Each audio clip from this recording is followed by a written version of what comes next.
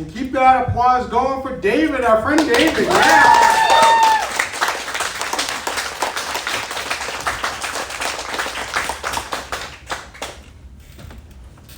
About a month before the world ended, my ex and I were in Milan.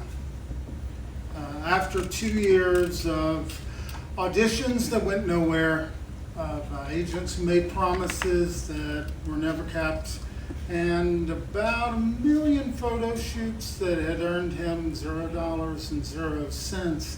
This was pretty exciting. This is a real live fashion show in Milan, big designer, and getting paid. So we were pretty stoked.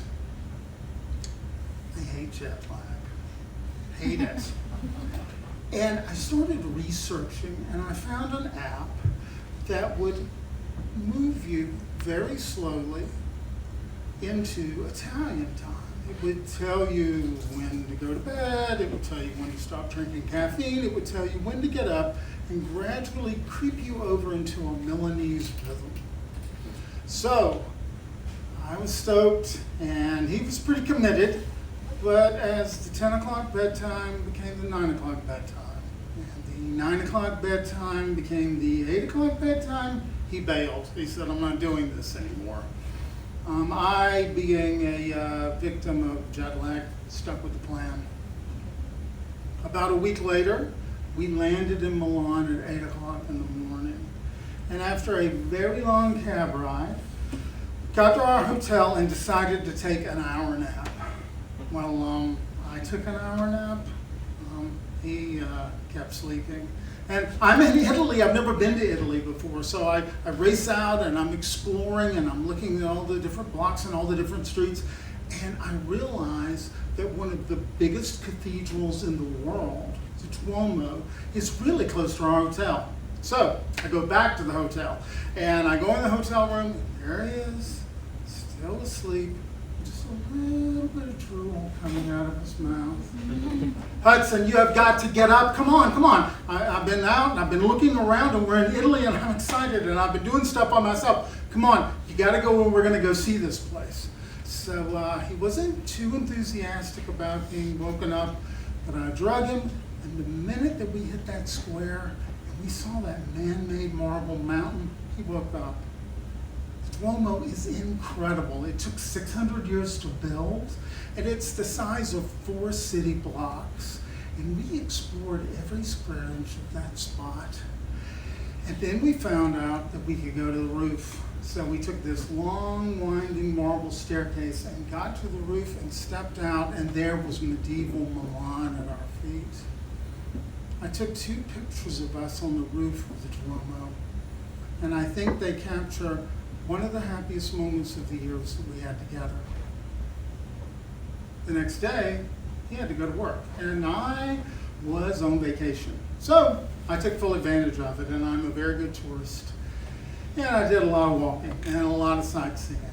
And at the end of the second day, I was excited because on the third day, he and I were going to take a side trip and go to Venice for a day.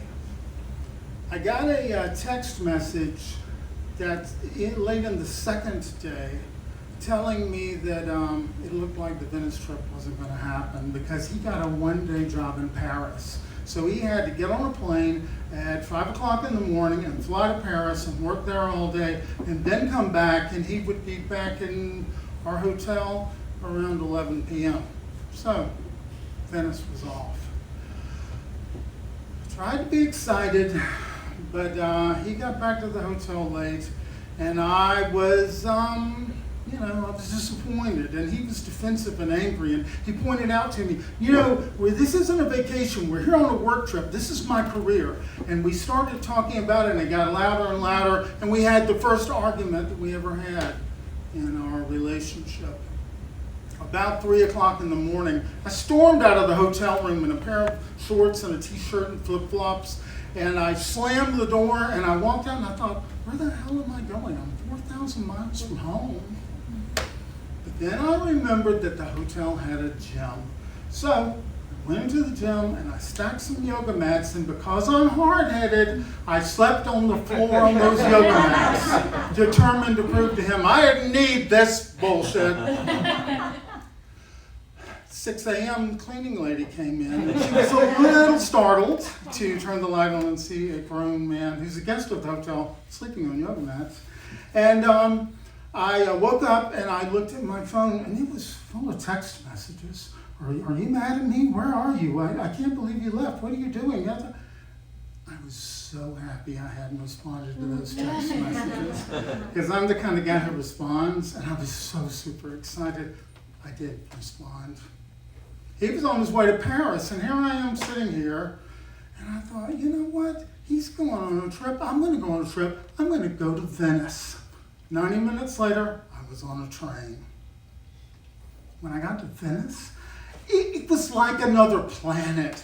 I mean, you can't believe how beautiful and how, it was just like a movie. It was twisted and cobblestoned and really magical. Even the dirtiest street really kind of had an amazing charisma to it. And I was crossing a bridge going over one of the canals, and I felt my phone vibrate again. Are you mad at me? Why haven't you answered me? Are we okay? What are you doing? I caved. The magic of Venice affected me, and I texted, I'm okay, and I forgive you. I'm sorry it happened. I'll see you tonight. Don't tell him, but you know, I was lonely, and I wish that he had been there. Well, I'm still going to have a great time in Venice, so I'm roaming around, and I saw a lady, and I thought, I got to ask this lady. I'm going to use my Italian and find out where to go, where I want to go. And I go up to her, and I go, Questo Pomeriggio, and she said, where do you want to go? I'm from Connecticut. I said, oh, thank God. So I said, I want to go to the art museum, and she told me how to get there cheaply on the Vaporato. That's the Venetian version of the subway, but on the water. So I was going all over the place and soaking up the city, but time crept up on me, and I had to go back to Milan to meet him. So raced back, got on the train with a phone full of videos and pictures, and even a plan to do an apartment swap that summer, because I was so stoked about how beautiful this city is. I got to Milan, and I met Hudson, and we met up. Then he had his show, and it was pretty amazing. I mean, it was a major fashion show, and I'm really horrible at recognizing people, but I did recognize Will Smith in the crowd. So that's my one celebrity sighting. The next day to celebrate, we spent too much money and took a train to go to Florence for a few days. When I first met him, you know how it is when you first meet somebody, I sent him a picture of the statue of David, and I said, you gotta look like this guy. And I mean, look, you know, honestly, he does. I mean, he has really beautiful curly hair, and he has this really strong jawline, and pretty dope ass. So, so we were pretty stoked about kind of coming full circle and going to see the real thing now.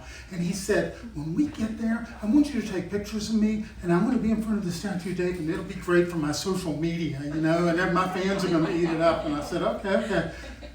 We got there and we walked in that temple of art. Now, we forgot all about that bravado. We just stood there and we looked at this 17-foot tall masterpiece. It was one of the greatest moments of my life. We had 2 incredible days in Florence, went back to Milan, and got on an airplane with 598 other souls, probably half of them infected with COVID-19 and not knowing it. We landed in New York the next day, and over the next few months, everything that we had in our lives unraveled.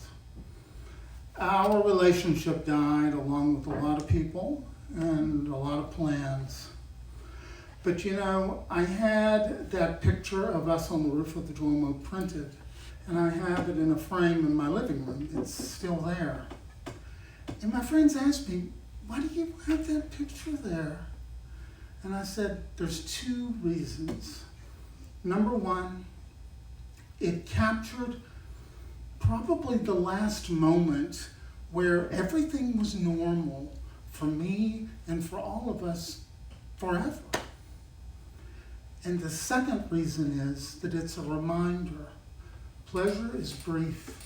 When you have it, you better enjoy it because you don't know how long it's going to last.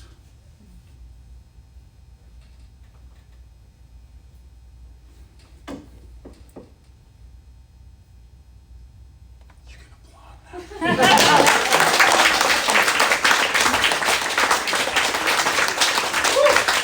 Wonderful work. Wonderful work. Thank you very much.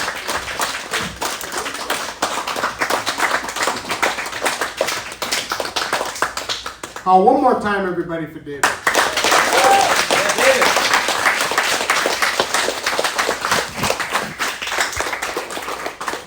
And just so you know why I do that.